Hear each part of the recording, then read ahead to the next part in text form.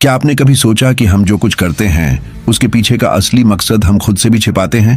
Hello दोस्तों, आपका बहुत बहुत स्वागत है हमारे YouTube channel audio book summary by D1 ji में, जहां हम आपके लिए लाते हैं दुनिया की सबसे विचारोत्तेजक और जिंदगी बदलने वाली किताबों के सार, वो भी आपकी अपनी भाषा हिंदी में। आज हम बात करेंगे एक ऐसी किताब की जो हमारे दिमाग के उन छिपे हुए कोनों को उजागर करती है जहां हमारी असली मंशाएं छिपी होती हैं। ये किताब है the elephant in the brain, hidden motives in everyday life by Kevin Simler और रॉबिन हैंसन। तो चलिए इस आंखें खोल देने वाली किताब की यात्रा शुरू करते हैं। सबसे पहले आइए जानते हैं इस किताब के लेखकों के बारे में।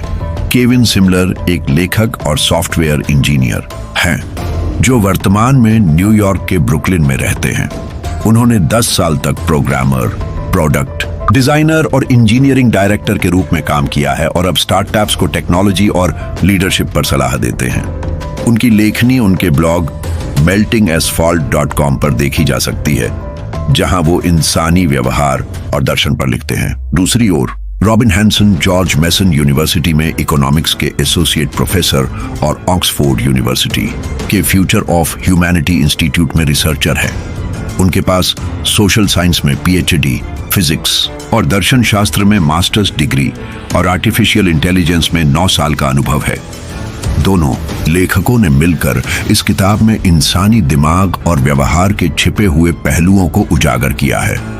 The elephant in the brain एक ऐसी किताब है जो बताती है कि हमारी रोजमर्रा की जिंदगी में हम जो कुछ करते हैं, चाहे वो दान देना हो, बातचीत करना हो या स्कूल जाना हो, उसके पीछे अक्सर वो मकसद नहीं होते जो हम खुलकर बताते हैं।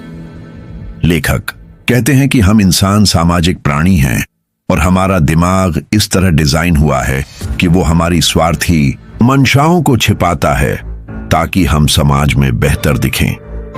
किताब का शीर्षक the elephant in the brain एक मुहावरे से आया है, the elephant in the room, यानी वो बड़ा सच जो सबके सामने है लेकिन कोई उसकी बात नहीं करता। यहाँ एलिफेंट हमारी वो छिपी मंशाएं हैं जिन्हें हम खुद से भी स्वीकार नहीं करते। ये किताब हमें अपने व्यवहार, सामाजिक संस्थाओं जैसे शिक्षा, धर्म और चैरिटी और अपने दिमाग की गहराइयों को नए नजरिए से देखने की चुनौती देती है। ये हर उस इंसान के लिए है जो अपने और दूसरों के व्यवहार को गहराई से समझना चाहता है। किताब 2 हिस्सों में बंटी है। पहला हिस्सा बताता है कि हम अपनी मंशाओं को क्यों छिपाते हैं और दूसरा हिस्सा रोजमर्रा की जिंदगी में इन छिपी मंशाओं को उदाहरणों के साथ समझाता है। आइए किताब के कुछ मुख्य सिद्धांतों को विस्तार से देखें और हर सिद्धांत के लिए 2 अनोखी और रिलेटेबल कहानियां सुनें ताकि आप इन्हें अपनी जिंदगी से जोड़ सकें। स्वार्थी मंशाओं को छिपाना, हाइडिंग सेल्फिश मोटिव्स।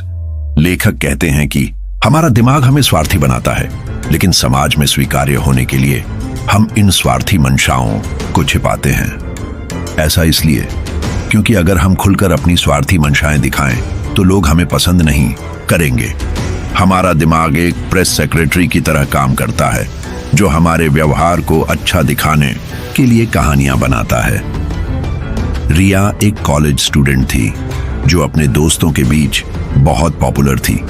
एक बार उसने एक चैरिटी इवेंट में 5,000 रुपये दान किए और उसे सोशल मीडिया पर शेयर किया। उसने कहा कि वो गरीब बच्चों की मदद करना चाहती थी, लेकिन गहराई में रिया चाहती थी कि उसके दोस्त और फॉलोअर्स उसे दयालु और नेक समझें। उसका दान कम बच्चों की मदद के लिए था और ज्यादा उसकी इमेज को चमकाने के लिए। जब रिया ने the elephant in the brain पढ़ी तो उसे एहसास हुआ कि उसका दान पूरी तरह से निस्वार्थ नहीं था। उसने फिर एक छोटे से गांव में बच्चों को किताबें दान की बिना किसी को बताए और उसे असली सुकून मिला। संजय एक ऑफिस मैनेजर था जो हमेशा मीटिंग्स में अपने बॉस की तारीफ करता था। वो कहता था कि वो सिर्फ बॉस के विजन को सपोर्ट करना चाहता है, लेकिन असल में संजय चाहता था कि बॉस उसे promotion they. The elephant in the brain पढ़ने के बाद संजय ने अपनी मंशाओं पर गौर किया। उसे एहसास हुआ कि वो तारीफ करके अपनी पोजीशन मजबूत करना चाहता था। उसने फैसला किया कि अब वो सिर्फ ईमानदार फीडबैक देगा और हैरानी की बात, उसके बॉस ने उसकी इस ईमानदारी की तारीफ की और उसे एक नया प्रोजेक्ट लीड करने का मौका मिला। सिग्नलिंग और status. Signalling and status seeking लेखक बताते हैं कि हमारा ज्यादातर व्यवहार सिग्नलिंग का हिस्सा है, यानी हम दूसरों को दिखाना चाहते हैं कि हम स्मार्ट, दयालु या स्टेटस में ऊंचे हैं। ये सिग्नलिंग हमें दोस्त, पार्टनर या समाज में बेहतर पोजीशन दिलाने में मदद करती है। प्रिया को अपने दोस्तों के बीच कल्चर्ड दिखना पसंद था। वो अक्सर आर्ट म्यूजियम्स में जाती और वहां की तस्वीरें इंस्टाग्राम पर डालती थी। वो कहती थी कि उसे आर्ट बहुत पसंद है, लेकिन सच ये था कि प्रिया को ज्यादातर पेंटिंग्स समझ नहीं आती थी। वो म्यूजियम इसलिए जाती थी क्योंकि वो चाहती थी कि लोग उसे बुद्धिमान और रिफाइंड समझें। The elephant in the brain पढ़ने के बाद प्रिया ने अपने मकसद पर गौर किया। उसने आर्ट हिस्ट्री का एक ऑनलाइन कोर्स ज्वाइन किया और सचमुच आर्ट को समझना शुरू किया। आज वो एक आर्ट ब्लॉग चलाती है और असली जुनून के साथ आर्ट की बात करती है। अजय ने हाल ही में एक महंगी लग्जरी कार खरीदी। वो कहता था कि उसे कार की क्वालिटी और कंफर्ट पसंद है, लेकिन असल में अजय चाहता था कि उसके पड़ोसी और दोस्त उसकी सक्सेस को नोटिस करें। कार उसके लिए एक स्टेटस सिंबल थी। किताब पढ़ने के बाद अजय ने अपनी प्राथमिकताओं पर विचार किया। उसने फैसला किया कि वो अपनी सैलरी का कुछ हिस्सा चैरिटी में देगा और एक साधारण कार रखेगा। इस बदलाव ने उसे समाज में ज्यादा रिस्पेक्ट दिलाई और वो पहले से ज्यादा खुश है। सामाजिक संस्थाओं में छिपी मंशाएं, हिडन मोटिव्स इन सोशल इंस्टीट्यूशंस। लेखक कहते हैं कि शिक्षा, धर्म और चैरिटी जैसी सामाजिक संस्थाएं सिर्फ अपने बताए गए मकसद जैसे ज्ञान देना या मदद करना के लिए नहीं बनी। ये संस्थाएं अक्सर हमारी छिपी मंशाओं जैसे स्टेटस, नेटवर्किंग या सिग्नलिंग को पूरा करती है। शीतल ने एक टॉप यूनिवर्सिटी से MBA किया। वो कहती थी कि वो बिजनेस सीखना चाहती है, लेकिन सच ये था कि शीतल को वो डिग्री इसलिए चाहिए थी क्योंकि इससे उसे अच्छी जॉब और सामाजिक रुतबा मिलता। The elephant in the brain पढ़ने के बाद शीतल ने सोचा कि क्या वो वाकई बिजनेस में इंटरेस्टेड है। उसने ऑनलाइन कोर्सेज के जरिए बिजनेस स्किल्स सीखे और एक छोटा सा स्टार्टअप शुरू किया जो आज सक्सेसफुल है। उसे एहसास हुआ कि डिग्री से ज्यादा उसका जुनून मायने रखता है। राहुल हर साल अपने गांव में एक बड़ा धार्मिक अनुष्ठान करता था। वो कहता था कि ये उसकी आस्था का हिस्सा है, लेकिन गहराई में राहुल चाहता था कि गांव वाले उसे रिस्पेक्ट करें और उसकी लीडरशिप को माने। किताब पढ़ने के बाद राहुल ने अपने मकसद पर गौर किया। उसने फैसला किया कि वो गांव के स्कूल के लिए एक छोटा सा फंड बनाएगा, बिना किसी शो ऑफ के। इसने उसे असली संतुष्टि दी और गांव वालों ने उसकी सादगी की तारीफ की। बातचीत में छिपे संदेश, हिडन मैसेजेस इन कम्युनिकेशन। लेखक बताते हैं कि हमारी बातचीत और बॉडी लैंग्वेज में अक्सर छिपे हुए संदेश होते हैं जो हमारी असली मंशाओं को दर्शाते हैं। हम जो कहते हैं वो हमेशा वो नहीं होता जो हम चाहते हैं। नेहा अपने ऑफिस में हमेशा अपने सहकर्मी की तारीफ करती थी। वो कहती थी कि वो सिर्फ उसकी मेहनत की कदर करती है, लेकिन असल में नेहा चाहती थी कि वो सहकर्मी उसका फेवर करे या उसे प्रोजेक्ट्स में शामिल करे। The elephant in the brain पढ़ने के बाद नेहा ने अपनी बातचीत को और ईमानदार बनाया। उसने खुलकर अपने सहकर्मी से प्रोजेक्ट में शामिल होने की बात की और दोनों ने मिलकर एक सक्सेसफुल प्रोजेक्ट पूरा किया। रोहन अपने दोस्तों के बीच बहुत हंसमुख था और हर छोटी बात पर जोर से हंसता था।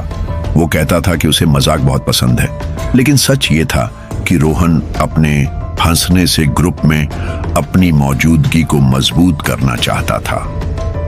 किताब पढ़ने के बाद रोहन ने अपनी बातचीत को और गहरा किया। उसने मजाक के साथ साथ अपने दोस्तों से उनकी जिंदगी की बातें शेयर करना शुरू किया, जिससे उनकी दोस्ती और मजबूत हो गई। दोस्तों, अब मैं आपको एक छोटी सी कहानी सुनाता हूँ। मनीष एक मार्केटिंग प्रोफेशनल था जो हमेशा अपने क्लाइंट्स को इम्प्रेस करने के लिए बड़े बड़े इवेंट्स ऑर्गेनाइज करता था। वो कहता था कि ये इवेंट्स बिजनेस के लिए हैं, लेकिन the elephant in the brain पढ़ने के बाद मनीष ने अपने मकसद पर गौर किया। उसे एहसास हुआ कि वो इन इवेंट्स को अपनी सक्सेस और स्टेटस दिखाने के लिए करता था। मनीष ने फैसला किया कि वो अब छोटे लेकिन मीनिंगफुल इवेंट्स करेगा जो क्लाइंट्स के लिए वाकई वैल्यू लाएं। इस बदलाव ने न सिर्फ उसके बिजनेस को बढ़ाया बल्कि उसे अपने काम में असली खुशी भी मिली। मनीष की कहानी हमें सिखाती है कि अगर हम अपनी छिपी मंशाओं को समझ लें तो हम अपनी जिंदगी को और ईमानदार और सार्थक बना सकते हैं। दोस्तों, अब आपकी बारी है।